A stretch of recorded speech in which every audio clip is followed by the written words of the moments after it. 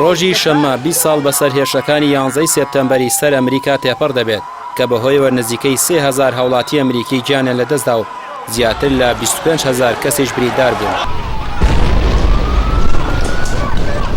ئەم هێرشانە بە گەورەترین و کاریگەرترین هێرش دژی ویلایەتە یەکگرتووەکانی ئەمریکا هەژمار دەکرێن کە لە ڕێگەی ڕفاندنی 4 فرۆکەی نەفەر هەڵگرەوە ئەنجام دران.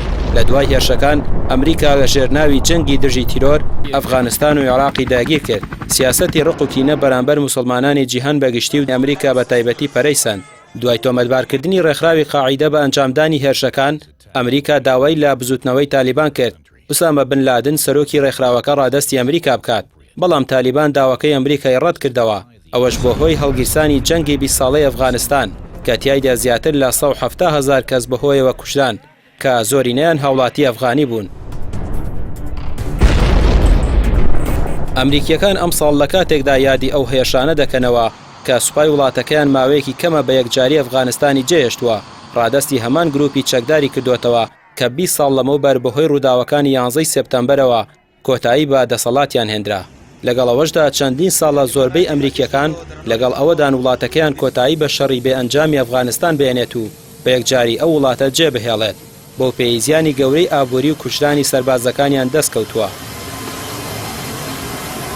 جو بایدن سەرۆکی ئەمریکا لە پەیامێکی ڤیدیۆییدا بە بۆنەی ساڵڕۆژی هێرشەکانەوە داوای لە هاوڵاتیانی وڵاتەکەی کرد کە یەکڕیز بن دژی ئەو ڕقوکینەیە بوەستنەوە کە لە دوای 11 سێپتەمبەری 2001ەوە بەرامبەر موسڵمانان دروست بووە. داواکەی جو بایدن لە کاتێکدا ئامارەکان نیشانی دەدەن لە دوای ساڵی 2001ەوە ڕقوکینە و هێرشی دژی موسڵمانان لە ناوخۆی ئەمریکادا بە ڕێژەیەکی ئەجگار زۆر زیادی کردووە. هێرشەکان لە ڕێگەی 19 ئەندامی ڕێکخراوی قاعیدەوە ئەنجام دران کە دابەش بوون بەسەر 4 گروپدا و هەر گروپێکیان فڕۆکەیەکیان ڕفاند. دوان لە فڕۆکەکان خۆیان بە دوو تاوەرە بەناوبانگەکەی سنتەری بازرگانی جیهانی لە نیویۆرکدا کێشا.